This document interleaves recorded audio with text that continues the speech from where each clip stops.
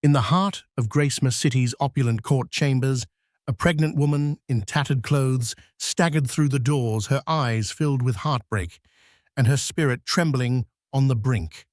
No one could have imagined that on this day of glittering suits and marble floors, the dark secrets of a revered millionaire would spill out for the world to see. What came next was a clash of dignity against greed, loyalty against lust, and justice against unbridled ambition. In mere moments, this unlikely spectacle would transform from a case on the docket to the most explosive trial Gracema City had ever witnessed. Ava McKinley Rutherford was once the picture of sophistication. Born to a middle-class family in the quiet suburbs of Cloverfield, her life had seemed destined for an unremarkable path until she caught the eye of Byron Rutherford. Byron was one of the wealthiest men in Gracema City, an influential figure whose name was splashed across philanthropic events and charity galas. He was the kind of man who lit up an entire ballroom with a mere smile, whose expertly tailored suits and steel-gray hair made him look every inch the dignitary he projected himself to be.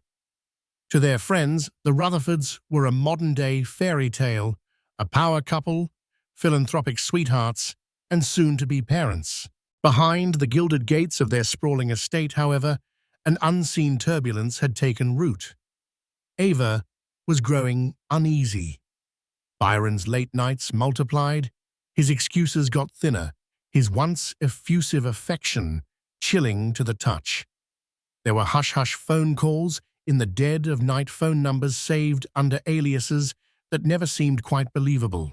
Most nights, Ava lay awake in the darkness, one hand protectively over her swelling belly, the other desperately clutching the duvet as if to ground herself from an unspoken dread.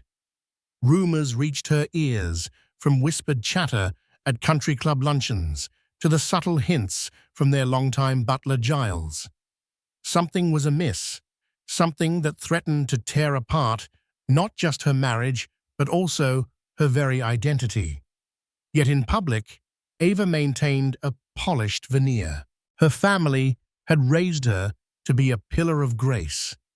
No matter the storms at home, she arrived at gala benefits with her hair pinned into a flawless chignon, smiling and playing the devoted wife. But that facade was thinning day by day. Her gaze grew distant, and onlookers who knew her best sensed an invisible weight settling on her heart. It was only a matter of time before illusions shattered. The day came when a bold letter showed up in their mailbox, no return address, no signature. Inside, there was a photograph that changed everything, a blurry but damning image of Byron with another woman locked in a steamy embrace in front of a tall building at night. Ava's breath hitched. She stared at the photograph again and again, the edges of her vision flickering with shock and heartbreak. She recognized the woman, Celia Duval, a fixture in certain high society circles, known for her flamboyant presence and rumored thirst for power. Celia had hovered around Byron at charity events, but Ava had dismissed it as harmless social mingling. Now, the photo told a different story. She realized that while she had believed her marital fortress was unassailable, betrayal had quietly crept inside. Ava wanted to confront Byron immediately, but fear stilled her. She knew how meticulously Byron curated his public image. He was the unstoppable millionaire who donated to children's hospitals and paraded around with local politicians, like an unofficial ambassador of goodwill. Ava suspected that if Byron was cornered, he would fight dirty to protect his empire. That thought sent an icy dread through her, but a voice inside her head whispered, "You need the truth." In the weeks that followed, Ava played a dangerous game. She collected receipts, took covert glances at Byron's phone, and quietly reached out to old acquaintances Like Grace Weatherly, a private investigator, she had once helped with a charity scholarship for PI training. Grace was discreet but effective. She prowled through Celia Duval's public records, followed her to luxury boutiques, even slipped into exclusive clubs to track her spending and appointments. It wasn't just an affair. The deeper Grace dug, the murkier everything became. Celia was not merely a temptress with a penchant for wealthy men. She was an ambitious power broker in her own right, rumored to be forging ties with questionable business entities to gain more influence. Grace found bank transactions linking Celia to an offshore account in the Caymans. Names on the account overlapped suspiciously, with a shell corporation that funneled money into Byron's philanthropic foundation. Whispers turned into urgent red flags, and soon the suspicion of financial impropriety morphed into outright alarm. Ava felt torn. On one hand, Byron was her husband, the father of her unborn child, and the man with whom she had built a life. Even if he had strayed, she clung to a desperate hope that there had to be some sort of misunderstanding. On the other hand, the growing mound of evidence suggested Byron was entangled in criminal activity. The heartbreak was twofold, losing a husband not just to another woman, but to the tempting labyrinth of corruption. Late one night, Ava cornered Byron in his study, an opulent room, lined with dark, mahogany shelves and a sprawling antique desk. He was leafing through papers under the dim light of a green-shaded lamp. With trembling hands, she slammed down the photograph of him and Celia on his desk. Her eyes blazed with betrayal. Byron stiffened. Then, in a chillingly calm voice, he pressed a hand to his brow. "You have no idea what you're getting into, Ava," he whispered. There was no apology, no shock, no attempts at denial. The confession hung there, unspoken, as if the photograph alone made it clear.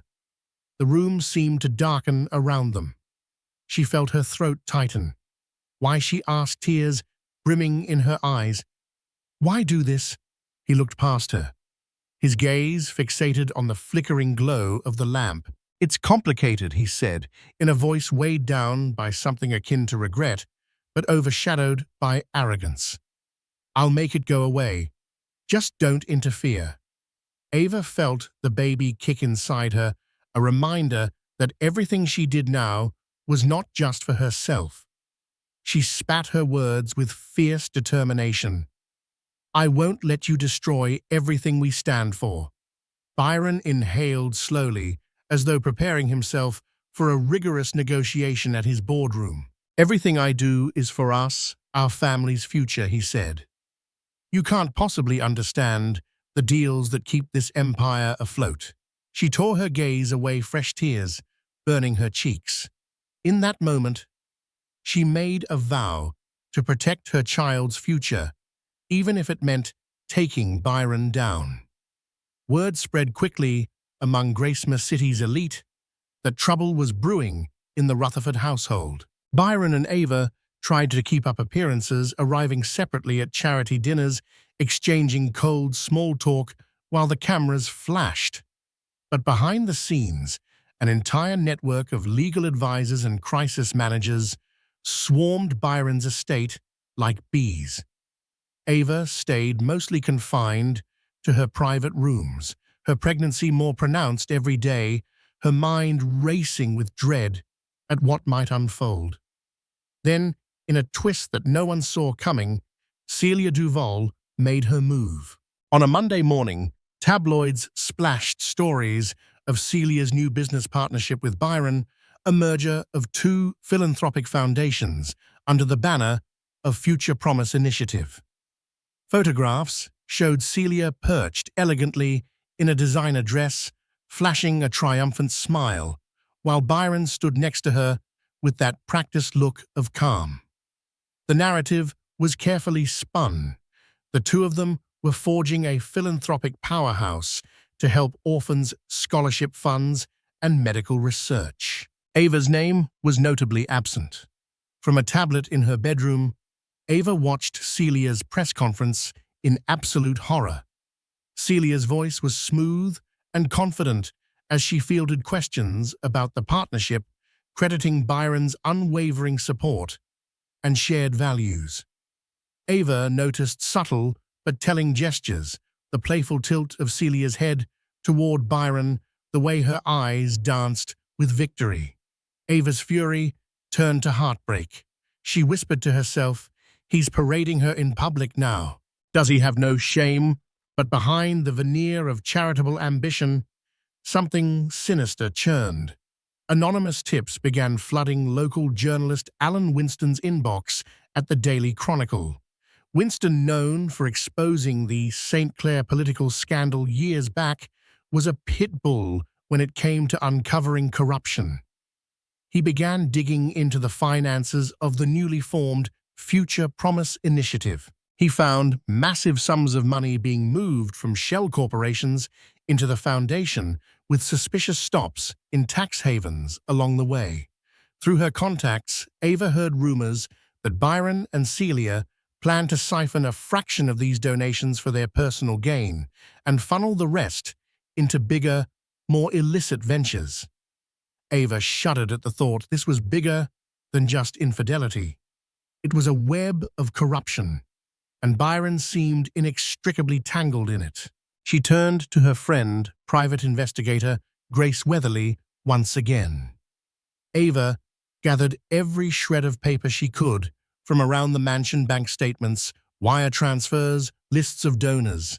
She hid them in a battered suitcase in the back of her closet. With Grace's help, Ava planned to build the ultimate case against Byron and Celia. She needed more than heartbreak or moral outrage. She needed something to ensure that if Byron tried to leave her destitute, or worse, claim custody of the unborn baby, she would have a fighting chance. The scandal escalated at breakneck speed. Alan Winston published a series of biting exposés in the Daily Chronicle, questioning the philanthropic legitimacy of Future Promise Initiative.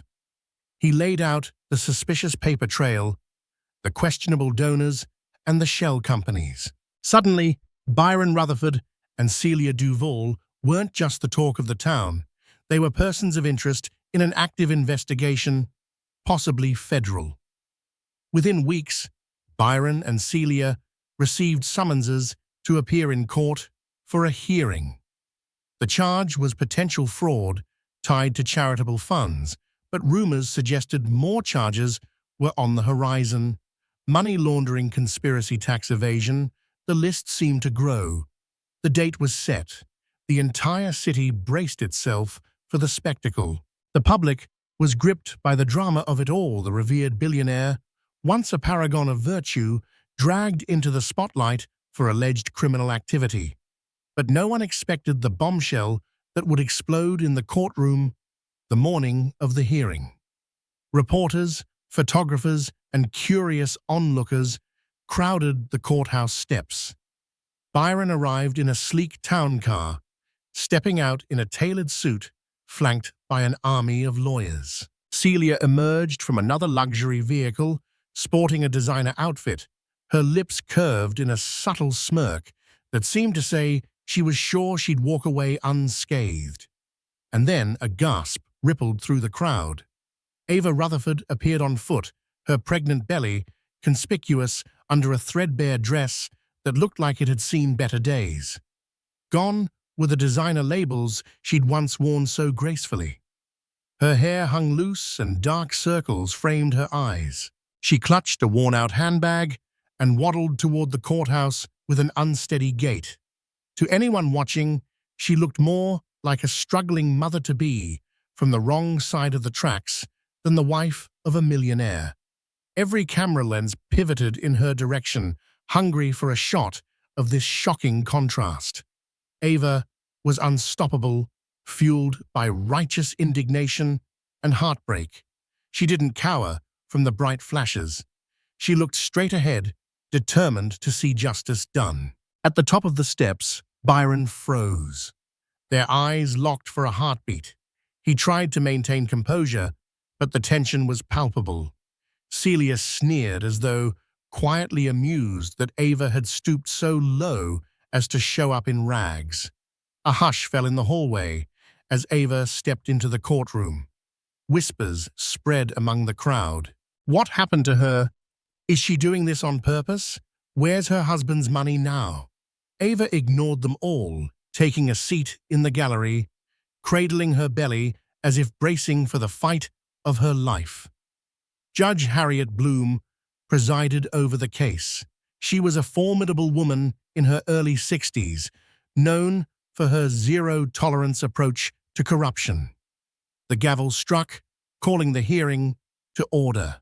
The prosecution announced their preliminary findings implicating both Byron Rutherford and Celia Duval in orchestrating fraudulent charity activities and money laundering. Their voices resonated in the wood-paneled courtroom, painting a damning picture of betrayal and greed. Byron's defense lawyer, the renowned Maxwell Boyd, argued that any financial irregularities were mere oversights, that everything would be cleared up in due time. Celia's lawyer echoed the same stance. The tension soared when the prosecution mentioned a key witness, someone intimately connected to Byron's finances, someone who had been amassing documents for weeks. The mention of Ava Rutherford sent a wave of gasps around the room. Ava rose from her seat. Clad in her threadbare dress, she walked to the witness stand. Her gaze flickered to Byron, who stared back with a mixture of shock and dread. Grace Weatherly had prepared her thoroughly, and Ava carried herself with quiet determination. One by one, she revealed the bank statements, wire transfers, and corporate documents linking Byron and Celia to the scandal. The gallery erupted in murmurs. Cameras and court sketch artists scribbled furiously to capture the emotion etched in Ava's face. The tension was almost too thick to bear. Tears glistened in Ava's eyes as she recounted the emotional toll of discovering not only her husband's affair, but also the dizzying labyrinth of deceit that threatened to ruin countless charitable beneficiaries. She glanced down at her belly, her voice trembling. "I had to do this for my child," she confessed. "This is not about revenge or money. This is about right and wrong. I refuse to let my baby be part of this legacy of lies." Suddenly, Celia sprang up from her seat, ignoring her lawyer's attempts to restrain her. "She's lying. She's just a jealous wife trying to tear us down," she screeched. Judge Bloom rapped her gavel, warning Celia to remain quiet. But the damage was done. The outburst only made Celia seem volatile and desperate. Byron's expression turned stormy. His jaw clenched, and for a moment he looked like he might try to rush to the stand himself. But Maxwell Boyd placed a hand on Byron's shoulder, silently advising him to keep his composure. It was too late. The entire courtroom had seen the crack in his polished facade. When Ava finally stepped down, the atmosphere was electric. The hearing would continue with more witness testimonies, but in that single day, Ava had shattered Byron's veneer of innocence. She sank onto a nearby bench, her breath ragged tears threatening to spill. She felt no victory, only a profound sense of loss and exhaustion. She'd just gone up against the man she once loved beyond reason, but she had done what she believed was right. During a recess, Ava found herself in a quiet corner of the courthouse near a window that overlooked the city. Rain pelted the glass, each drop forming rivulets that mirrored her tears. She thought back to the early days of her marriage, how Byron used to surprise her with thoughtful little gifts, how they would dance in their living room under flickering candlelight. The memory felt like it belonged to another lifetime. Somewhere behind her, Celia's raised voice echoed in the corridor. "We'll bury her in legal fees. She won't have a dime left." The mistress's rage was borderline hysterical, no longer masked by the refined facade she presented to the public. Ava closed her eyes, steeling herself. She recalled the battered suitcase of documents she'd given to Grace. She had done the right thing, but it still felt like her heart was being ripped apart. Just then, she felt a gentle touch on her shoulder. She turned to see Grace Weatherly. The private investigator gave Ava a reassuring nod. "You did well," Grace said softly. "Alan Winston is waiting outside. He wants a quote, something about how you feel." Ava shook her head, swallowing the lump in her throat. "I'm too tired to talk to the press. All I want is for the truth to come out." Grace frowned, glancing over her shoulder. "You should know. Byron's legal team is moving fast. They want to file a motion to dismiss your claims, painting you as a mentally unstable spouse. They might even say you're trying to deflect from postpartum depression or something like that. It's ugly." Ava clenched her fists. "He won't make me out to be crazy." She felt the baby move again, and a wave of protective fierceness coursed through her. She would endure whatever Byron threw at her. For her child's future, she couldn't back down. That evening, Ava took refuge in a modest motel on the outskirts of Gracema City. She could have stayed with friends, but she wanted solitude to gather her thoughts.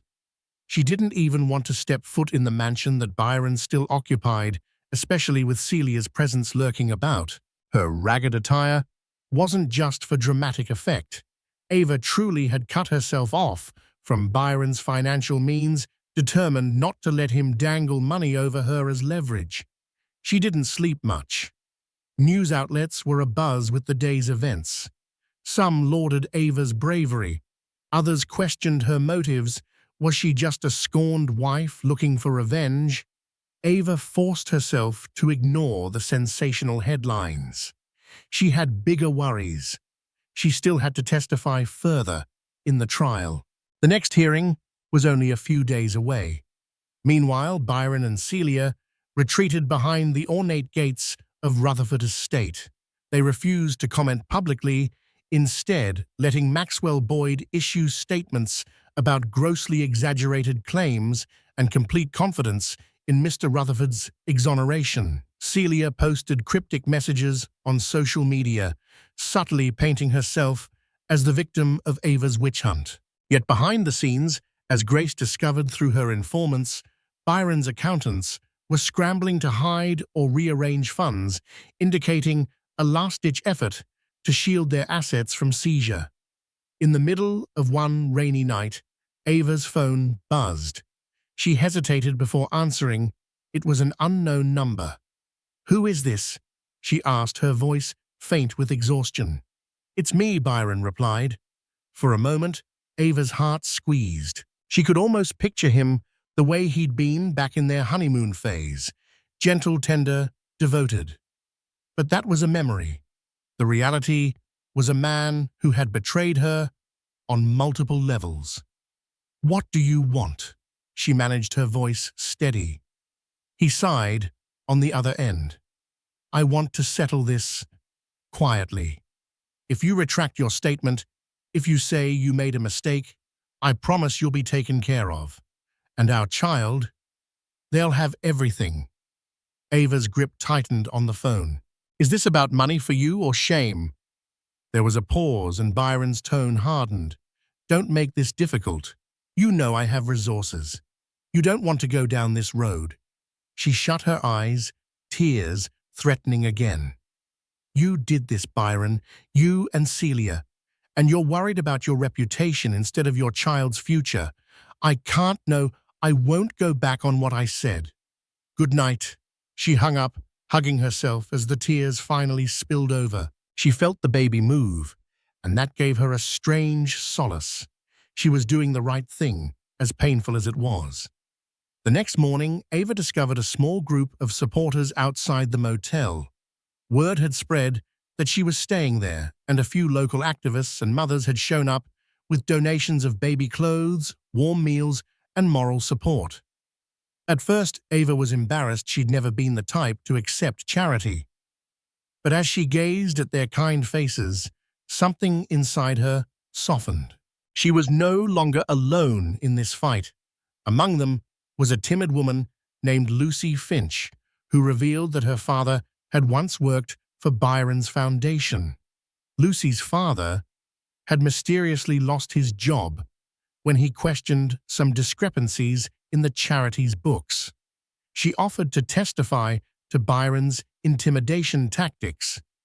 Another was Henry Valdez, who had once partnered with Byron but backed out after suspecting fraud. He too was willing to speak up. Ava was overwhelmed. She thanked them through tears, realizing how Byron's carefully curated public image had overshadowed the quiet victims of his questionable dealings. All these people had been waiting for someone brave enough to challenge him openly. "I'm so grateful," Ava murmured, pressing a hand to her belly.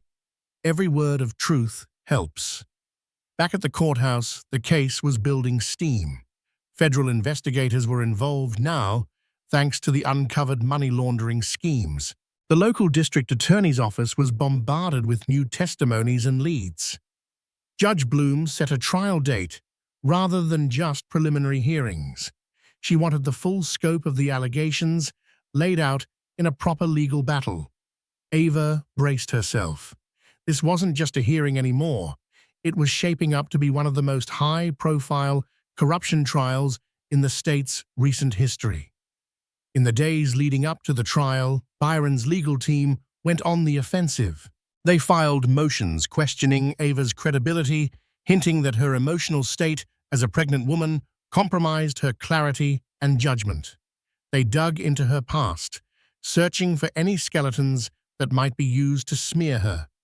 The tabloids devoured every bit of the spectacle, debating whether Ava was a cunning gold digger or a hapless victim.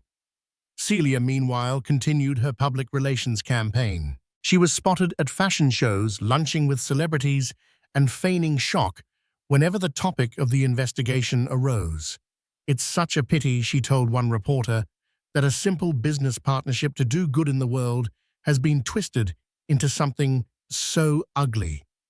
Her crocodile tears were enough for some gullible onlookers, but many in Gracema City had begun to see the cracks in her act. Ava fortified her own position. She met with the district attorney and handed over all the documents she and Grace had meticulously collected. She recounted every instance of Byron's intimidation. She even gave a signed statement about the emotional and psychological abuse she'd endured. The DA was particularly interested in a set of emails that revealed Byron and Celia discussing offshore accounts. It was damning evidence, potentially enough to land them both behind bars if authenticated. Yet Ava's biggest fear wasn't just losing the trial, it was losing her baby's future. Byron had endless resources, and if he won, he could manipulate the courts to gain custody of their child, painting Ava as unstable. She wouldn't let that happen. Finally, the trial began.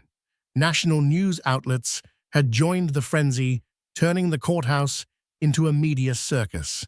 Judge Bloom wore an exasperated expression at the start of proceedings, warning she would have anyone disturbing the order escorted out. The tension was palpable. One by one, the prosecution laid out their case: fraudulent documents, wire transfers, shell companies, testimonies from former employees. Ava's earlier statements were pivotal, but now they were supplemented by Lucy Finch, Henry Valdez, and others who had come forward. The narrative was clear. Byron and Celia had systematically used Future Promise Initiative as a front for their illicit gains. Byron's defense tried to poke holes in every witness's story. They suggested Henry Valdez was a bitter ex-partner. They implied Lucy Finch's father had been fired for poor performance, but the more they struggled, the more the evidence spoke for itself. The money trail was undeniable, and it led straight to Byron and Celia. On the fourth day of the trial, Celia took the stand. Her lawyer tried to paint her as a naive business partner who'd been swept up in Byron's grand plans. She cast remorseful looks at the jury, occasionally glancing down, as if too ashamed to lift her eyes. The cross-examination, however, dismantled her performance swiftly. The prosecution presented emails between Celia and Byron discussing planned distributions from the foundation. Celia stammered, unable to provide a coherent explanation. The gallery buzzed with excitement and horror, realizing how deeply she was implicated. On the fifth day, Byron testified. He tried to maintain his composure, but under the prosecution's unrelenting questions, cracks appeared. His repeated statement was, "I was assured by my advisors that everything was legal." Yet multiple documents bore his signature, proving he had explicit knowledge of the transactions. When confronted with the question about Celia's role, he stumbled, shifting blame onto her, claiming she had misled him. The judge's stern look suggested she wasn't buying the finger-pointing. At the end of the second week, it was Ava's turn to be cross-examined by Byron's defense. She sat on the stand, trying to appear calm, though her heart pounded fiercely. Maxwell Boyd grilled her on every detail of her life, from her childhood to her relationship with Byron, insinuating she was complicit in these financial moves until Celia stole her husband. Ava held her ground. Mrs. Rutherford Maxwell said in a sharp tone, "You enjoyed the lavish lifestyle, the parties, the estate. Are we to believe you had no knowledge of how your husband's fortune was maintained?" Ava clenched her jaw, her hand unconsciously moving to rest on her belly. "I believed in my husband's integrity," she said. "I trusted him. But once I discovered the truth, I refused to remain silent." He continued, "This was all after you found out about his affair, correct?" Ava lifted her chin. "Yes, but that doesn't change the evidence of the crimes. The affair was a catalyst, but the fraud and money laundering are separate matters entirely. I'm here to tell the truth, not because I'm scorned, but because innocent people, donors, beneficiaries, have been hurt." A flicker of admiration crossed the prosecutor's face. Maxwell tried a few more jabs, but the emotional weight of Ava's testimony, combined with the undeniable paper trail, was too solid to break. As the trial neared its conclusion, the jury grew visibly weary from the whirlwind of numbers, statements, and emotional bombshells. Still, tension crackled in the air. Would the jury buy Byron's defense? Would Celia's crocodile tears sway them? Or would justice prevail? On the final day, each side delivered closing arguments.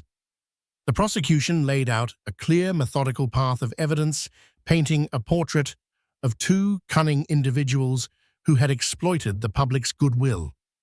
The defense tried to poke last-minute holes, painting Byron as a busy magnate who delegated too much and Celia as an unwitting pawn. But the air in the courtroom seemed to reject that narrative, filled as it was with the gravity of so many testimonies and documents. Ava watched from the gallery, tears silently sliding down her cheeks. She felt both relief and apprehension. She wanted to see Byron held accountable, but she also mourned the death of the life they'd once planned together. Maybe in another timeline, she thought he wouldn't have fallen into Celia's trap, or greed, or whatever it was that destroyed us. She placed a hand over her belly, inhaling deeply. This child deserved a better world than the one Byron was trying to craft through deceit. The jury went into deliberation. Hours passed, turning into a day, then two. The public waited in frenzied anticipation. Pundits on television speculated on the outcome. Tabloids ran sensational headlines about Ava's courage and Byron's betrayal. And then, on the third afternoon, a court official announced that the jury had reached a verdict. The sun cast long golden rays over Gracema City the morning the verdict was due. Outside the courthouse, crowds had gathered as early as dawn. Reporters adjusted microphones. Protesters waved signs both for and against Byron Rutherford. Curious onlookers clustered behind barricades, phones in hand, waiting to capture history. Inside the courtroom, a suffocating stillness filled the air. Ava sat quietly in the front row, dressed simply in a soft navy dress. Her hands rested on her lap, clasped tightly over a photo of Daniel tucked into her purse. Beside her, Grace Weatherly offered a reassuring glance, while Lucy Finch and Henry Valdez flanked her like moral sentinels. Judge Harriet Bloom entered with her usual no-nonsense expression, but there was a gravity in her steps that signaled the moment's weight. The jury filed in next, each face unreadable, their expressions carved from stone. Ava's heart pounded so loudly in her chest, she thought the whole courtroom could hear it. "All rise," the bailiff called out. As everyone stood, the room seemed to hold its breath. Byron and Celia rose too, both visibly shaken. Byron's once impeccable posture had wilted. His bespoke suit hung heavily on him like an ill-fitting shell. Celia, pale and stiff, avoided looking at anyone. Her designer jacket couldn't hide the tremor in her hands. The jury forewoman stepped forward. She held a slip of paper. Her voice, though steady, quivered with the responsibility she carried. In the case of the people versus Byron Rutherford and Celia Duval on the charge of fraud. She paused. "We find the defendants guilty." A collective gasp rose in the gallery. "On the charge of money laundering, guilty. On the charge of conspiracy to commit tax evasion, guilty." Each word landed like a gavel strike. Ava felt her legs weaken. She gripped the edge of the bench, her eyes burning as tears welled. It was done. The truth had been spoken, not whispered in fear or buried under contracts, but declared aloud before the world. Celia's mouth dropped open. She turned to Byron in panic, her whisper shouted protest barely audible. "This can't be happening. We were supposed to win." Byron didn't answer. His eyes were locked on the floor, jaw clenched, hands limp at his sides. Judge Bloom nodded solemnly. "The court thanks the jury for their service. Sentencing will proceed in the next hearing. Until then, the defendants are to be remanded into custody. Bail is hereby revoked." Chaos rippled instantly. Two court officers stepped forward. Celia jerked in protest, eyes wide with disbelief. "No, please, I need time to fix this. I can explain," she cried, her voice shrill and cracking. One officer took her by the arm while another approached Byron. Byron raised his hands slowly. There was no fight in him, just a haunted look that suggested he finally understood he was no longer untouchable. As the metallic click of handcuffs filled the courtroom, Ava remained seated, staring ahead with tears silently trailing down her cheeks. Celia turned one last time, locking eyes with Ava. Her expression twisted into a mix of contempt and defeat, but Ava didn't flinch. She stared back with calm resolve. The bailiffs led them down the aisle, past spectators whose cameras flashed like strobe lights, past reporters scribbling furiously. As Byron passed Ava, his gaze flicked up, brief, conflicted, hollow. She gave him nothing in return. The courtroom slowly emptied. Reporters scrambled for quotes. Gasps turned to murmurs to headlines. But Ava remained still, her world quiet, except for the sound of her own breath and the gentle thrum of peace returning to her soul. For the first time in what felt like forever, she wasn't bracing for another blow. Justice had arrived. The city of Gracemere hadn't been this quiet in years. In the days following the stunning guilty verdict, a hush fell over the same streets that once echoed with Byron Rutherford's name. News tickers ran non-stop coverage of the trial's fallout. Headlines flashed across every screen: Rutherford Empire collapses, Duval in cuffed philanthropy fraud shocks city. Social media swirled with debates, sympathy, and outrage. But inside Ava Rutherford's small rented apartment, the noise didn't penetrate. She sat in her living room with Daniel cradled gently in her arms, staring at the flickering TV screen, not really watching. Her world had shifted so drastically that even silence carried weight. Her phone buzzed constantly calls from reporters, congratulations from strangers, and inquiries from publishers and networks offering deals to tell her story. She ignored most of them. The attention wasn't what she had wanted. She had gone to court for one reason: to protect her child's future, not to become a spectacle. Still, when Alan Winston requested one final quote for the newspaper's closing piece, Ava agreed. "I hope this trial serves as a warning that no matter how powerful someone is, no matter how much they hide behind charity or reputation, truth has a way of breaking through," she said. "But more than that, I hope this reminds women that they are not powerless. You don't have to shout to be heard. You just have to stand." The piece went viral. Byron and Celia's assets were seized. Their sprawling estates, designer furnishings, vehicles, and overseas accounts were frozen or auctioned to recover restitution.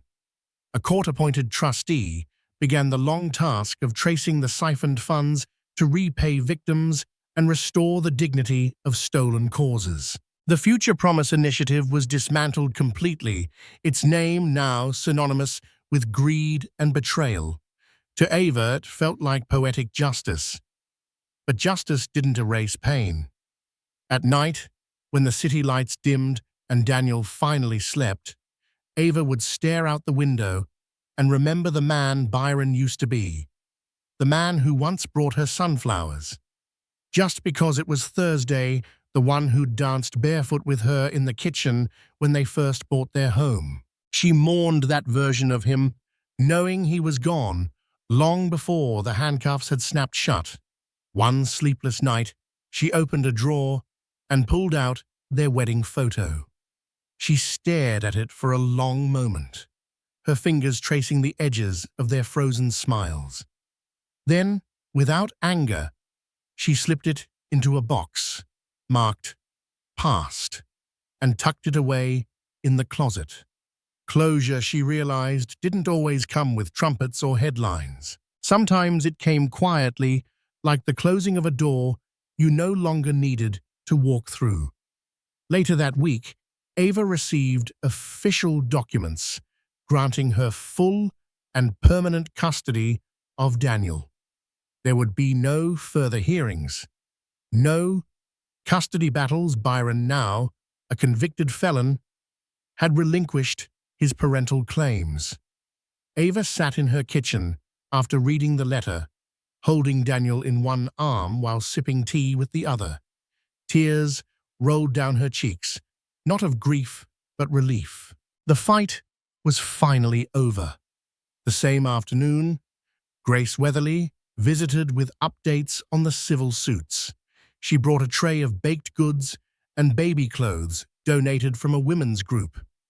As they laughed softly over Daniel's gummy smile, Ava felt something bloom inside her, a peace she hadn't known in years.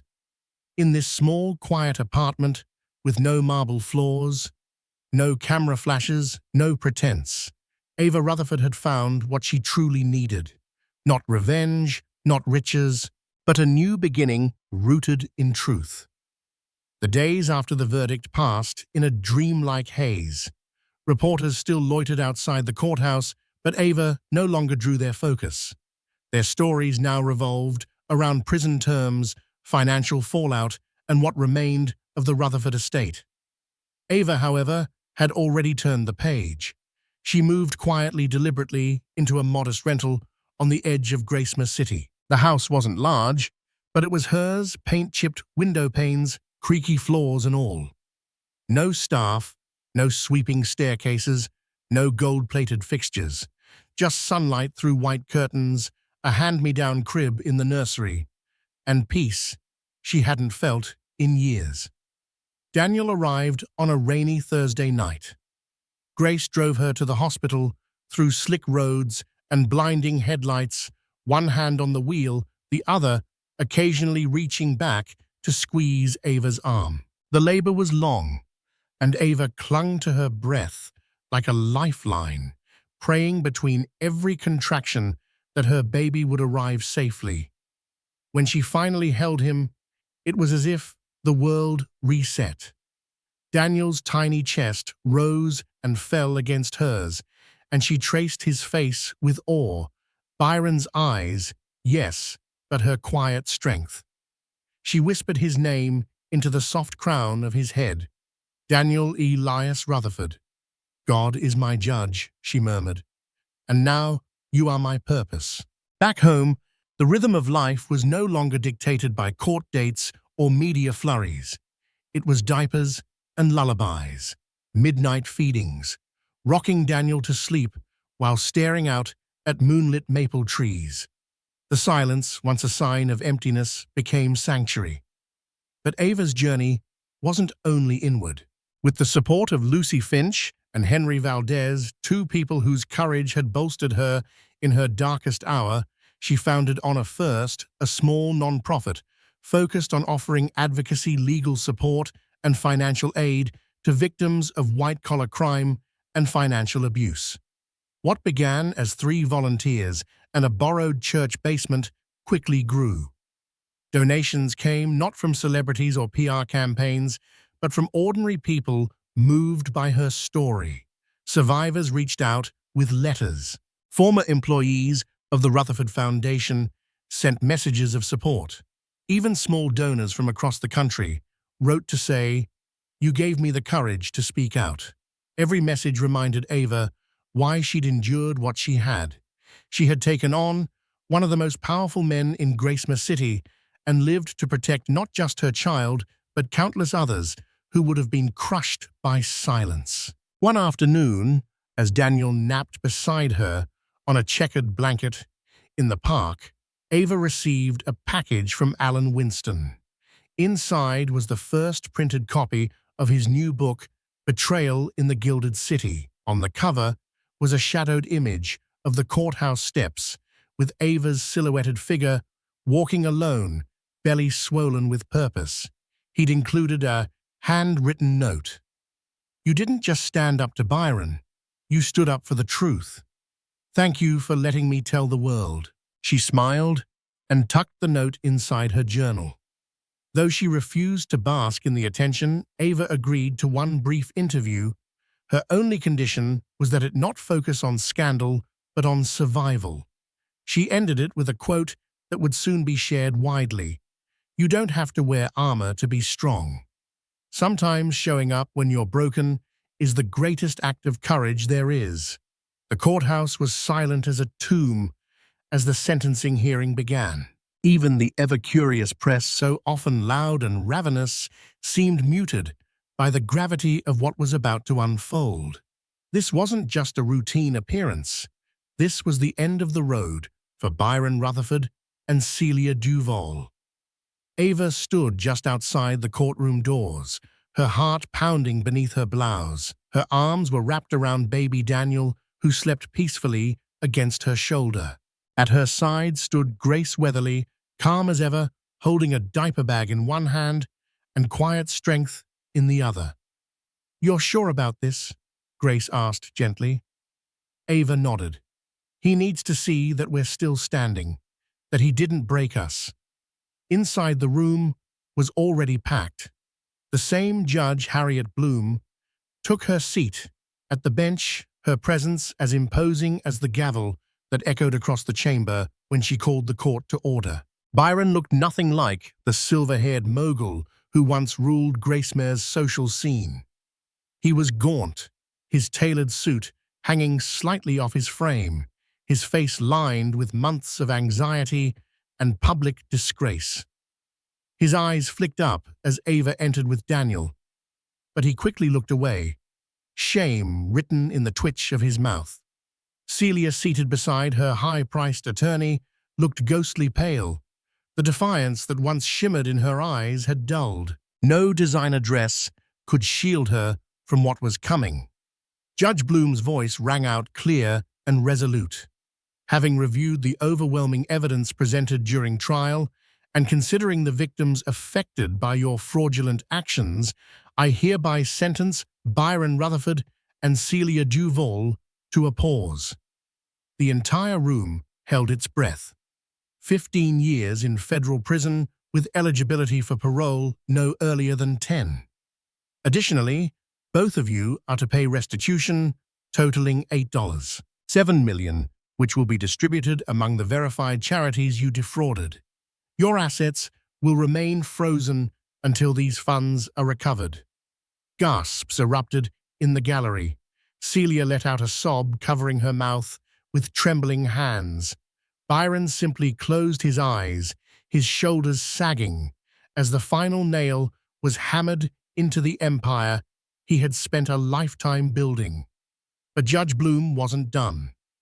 To Mr. Rutherford, your betrayal wasn't merely financial. You violated the public's trust, your foundation's mission, and the bond of family.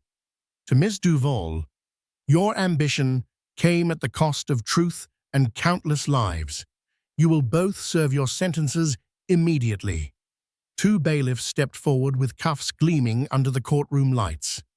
Ava watched in silence as Byron extended his wrists, the click of steel echoing like thunder. Celia wept as she was restrained, mascara running down her cheeks. As they were led past, Byron slowed for just a moment. He glanced down at the infant in her arms. Daniel stirred and yawned in his sleep, unaware of the broken man before him. Byron's eyes met Ava's. Regret was there, muted too late, but genuine. She gave a small nod, not of forgiveness, but of closure. She had survived. As the courtroom emptied, Grace placed a gentle hand on Ava's back. "It's over." Ava exhaled slowly, the burden she had carried for so long finally lifting. She looked down at her son, then toward the courthouse doors, flooded with afternoon light. "No," she whispered, "it's just beginning." And with Daniel in her arms and her head held high, Ava stepped into the next chapter of her life, free, fearless, and unbreakable. A year had passed since the trial that shook Gracema City to its core. The courthouse had long since emptied, the reporters had turned their lenses elsewhere, and the public buzz had faded. But for Ava, Rutherford life was just beginning to settle into something she hadn't known in years: peace. In the quiet, tree-lined neighborhood where she now lived, Ava pushed Daniel's stroller down the same path each morning. The air smelled of lilac and new beginnings. Daniel, nearly 1 year old, now babbled happily, pointing at birds in the trees or clapping at passing dogs. His laughter was the music that healed her most. Gone were the days of silk gowns, marble staircases, and media appearances beside a powerful husband. In their place were soft baby blankets, handwritten thank you cards from women Ava had helped, and the unglamorous but deeply rewarding work of rebuilding not just her own life, but the lives of others. Ava had become a quiet fixture in Gracema's community centers. Word spread of her story, not just of betrayal and courtroom drama, but of resilience and reinvention. She didn't want sympathy. She wanted to inspire. She began speaking to small groups of women, single mothers, domestic abuse survivors, whistleblowers, anyone who had been silenced or shamed. Her presence brought comfort, her story brought courage, and her sincerity brought hope. She also launched a non-profit, Honor First, alongside Lucy Finch and Henry Valdez. The organization offered legal aid, financial counseling, and psychological support to victims of white-collar crime, especially women and families who'd been steamrolled by powerful men. Donations poured in, not from celebrities or politicians, but from everyday people who'd followed Ava's journey and believed in what she stood for.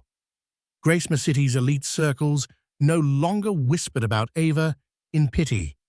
They now spoke her name with a quiet reverence. She had gone to court in rags and left with her dignity intact, and that dignity had proven more valuable than any fortune the Rutherford name had once held. Still, there were moments when Ava sat by the window, Daniel asleep in her arms, and her mind drifted back to the early days, to candlelit dinners with Byron, to dreams of a perfect life, to the man she once loved before ambition and lies took him away. There was sorrow there, but no longer bitterness. She had learned to mourn the past without letting it define her future. Alan Winston's book, Betrayal in the Gilded City, became a national bestseller. He offered to split a portion of the royalties with Ava's non-profit, an offer she initially declined, but eventually accepted on the condition that it be used only for victims' services. She didn't need the spotlight anymore. Her victory wasn't in headlines or public applause. It was in knowing that her son would grow up in a world shaped by truth, not illusion. One spring afternoon, she sat under a magnolia tree with Daniel nestled against her chest, his small hand gripping her blouse. The sun filtered through the leaves, casting golden flecks across his hair. Ava smiled, a real, unguarded smile that reached her eyes. This was her legacy, not a mansion or a name etched in stone, but a life reclaimed, a future defended, and a child nurtured in love, integrity, and fierce protection. She had walked through fire, and on the other side found herself whole again. And so ends the tumultuous tale of Ava Rutherford, the pregnant wife who refused to bow to deceit and corruption. In the pursuit of truth and justice, she unraveled a labyrinth of betrayal that toppled a mighty millionaire and his scheming mistress. Through heartbreak and trial, Ava emerged stronger, determined to pave a brighter path for her child, one built on resilience and honor, rather than hidden agendas and lies. If this story moved you, if it made you reflect on what it means to stand against injustice, please show your support.